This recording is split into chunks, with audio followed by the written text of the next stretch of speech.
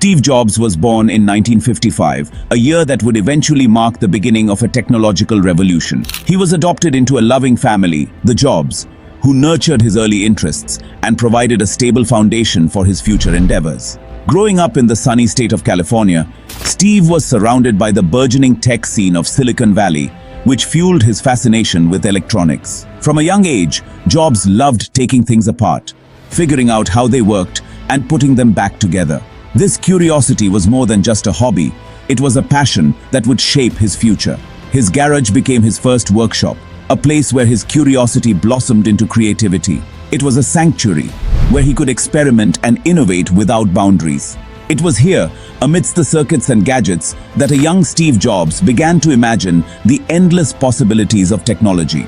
He saw beyond the components, envisioning a future where technology could change lives. Jobs' adoptive father, Paul, was a mechanic who shared his passion for craftsmanship with his son.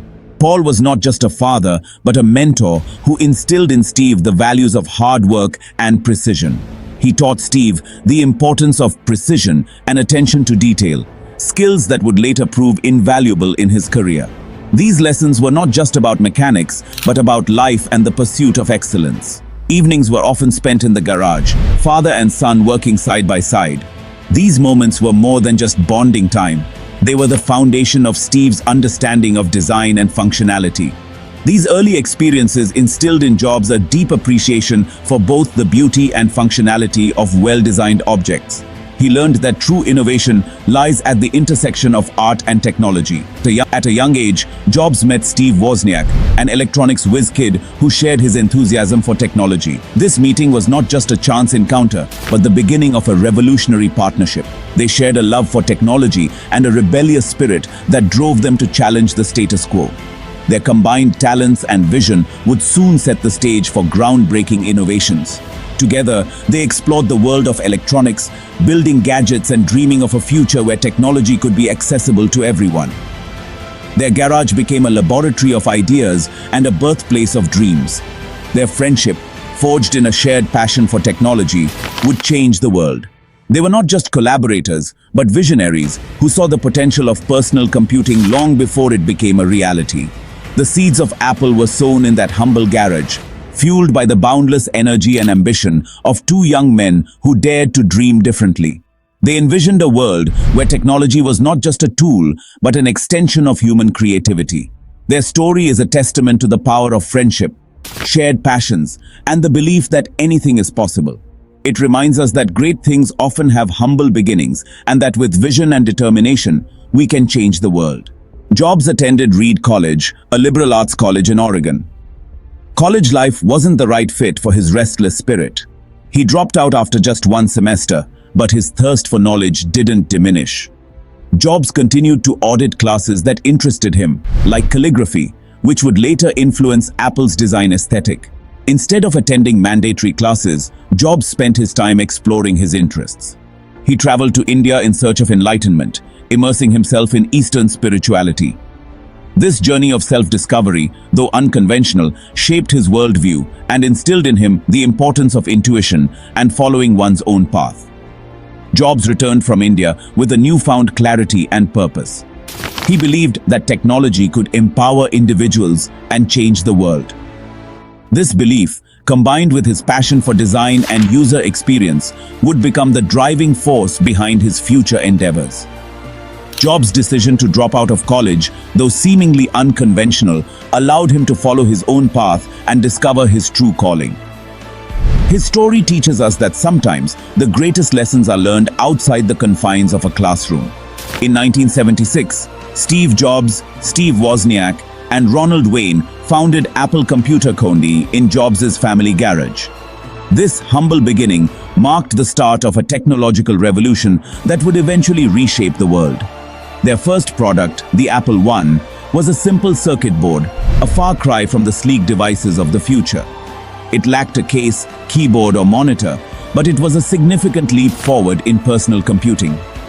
But it was a start, a testament to their ingenuity and belief in their vision. Jobs and Wozniak worked tirelessly, driven by a shared passion for technology and a desire to make computing accessible to everyone. The Apple I was more than just a computer. It represented a break from the norm, a challenge to the status quo. It was a bold statement that computing could be personal, not just confined to large corporations or academic institutions. It was a machine built for individuals, designed to empower creativity and innovation. For the first time, people could own a computer that they could use in their homes, sparking a wave of creativity and experimentation. The demand for the Apple I, though initially small, signaled a growing appetite for accessible and user-friendly personal computers. It was a clear indication that people were ready for a change, ready to embrace the digital age. Jobs, with his keen sense of marketing and design, understood the importance of making technology appealing to the masses. He knew that for technology to truly revolutionize the world, it had to be not only functional but also desirable. He envisioned a future where computers were not just tools for engineers and scientists, but gateways to creativity and knowledge for everyone. Jobs saw the potential for computers to become an integral part of everyday life, enhancing productivity and unleashing human potential. The success of the Apple I paved the way for the Apple II, a revolutionary computer that would change the world. The Apple II was more advanced, featuring a color display and a user-friendly interface, making it accessible to a wider audience. It was the first personal computer with a color display and a user-friendly interface, making technology accessible to a wider audience. The Apple II became a cornerstone in the personal computing revolution, finding its way into homes, schools, and businesses across the globe. The Apple II's success was not just in its technology, but in its ability to inspire a generation. It showed that computers could be more than just machines. They could be tools for learning, creativity, and innovation. This vision laid the foundation for the future of personal computing, setting the stage for the technological advancements that would follow. From those early days in a garage to becoming a global technology leader, Apple's journey is a testament to the power of innovation and vision. It reminds us that great things often have humble beginnings, and that with passion and perseverance, we can change the world. The Apple II was a phenomenal success, propelling Apple to new heights.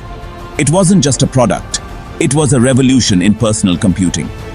The Apple II's user-friendly interface and powerful capabilities made it accessible to a wide audience, from hobbyists to businesses and even schools.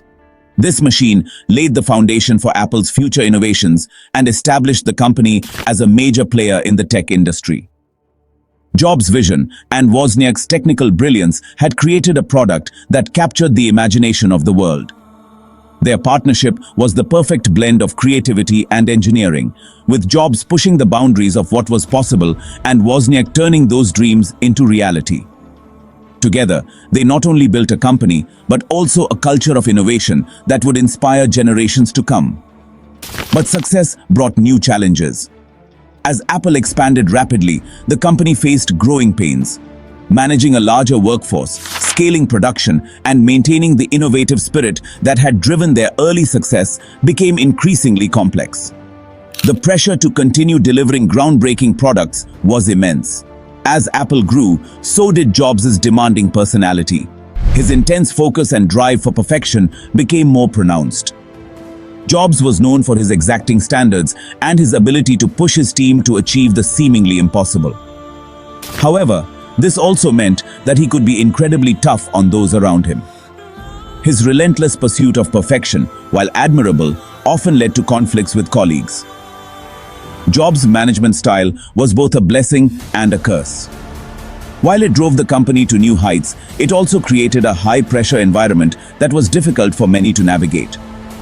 His confrontational approach sometimes alienated those who worked with him. He was a demanding leader, known for his high expectations and uncompromising vision. Jobs believed in pushing boundaries and never settling for mediocrity. This philosophy was evident in every product Apple released under his leadership. He had an uncanny ability to foresee what consumers wanted before they even knew it themselves. This intensity, while sometimes difficult, was also a driving force behind Apple's success. The passion and energy Jobs brought to the company were infectious, inspiring his team to strive for excellence. Each product launch was a testament to their hard work and dedication. often met with enthusiastic reception from the public. The launch of the Macintosh in 1984 was another pivotal moment for Apple. The Macintosh was a game changer, introducing a graphical user interface that made computing more intuitive and accessible. It was a bold step forward, showcasing Apple's commitment to innovation and user experience. The Macintosh, with its graphical user interface and intuitive design, was unlike anything the world had ever seen. It set a new standard for personal computing, influencing the design of future computers and operating systems. The Macintosh's impact was profound, cementing Apple's reputation as a leader in technology and design. However, internal conflicts and power struggles led to Jobs' departure from Apple in 1985. The boardroom battles and differing visions for the company's future culminated in a dramatic exit. Jobs' departure was a shock to the industry and left many questioning the future of Apple without its visionary co-founder. Jobs' departure marked the end of an era for Apple. His absence was deeply felt within the company. The creative spark and bold leadership that had driven Apple's early success was suddenly missing. Employees and fans alike wondered how Apple would navigate the challenges ahead without Jobs at the helm. His absence left a void, both creatively and strategically. The company struggled to find its footing, facing declining sales and a lack of direction. The innovative spirit that had once defined Apple seemed to wane, and the company faced an uncertain future. The company he had built, once a symbol of innovation and rebellion, struggled to maintain its identity in his absence. Apple's products failed to capture the same excitement and market share as before. The company faced financial difficulties and a series of uninspired product releases. It was a time of uncertainty, both for Apple and for Jobs himself. Jobs embarked on new ventures, including founding Next and acquiring Pixar, while Apple searched for a way to reclaim its former glory. The journey ahead was fraught with challenges, but it also held the promise of new beginnings and the potential for redemption.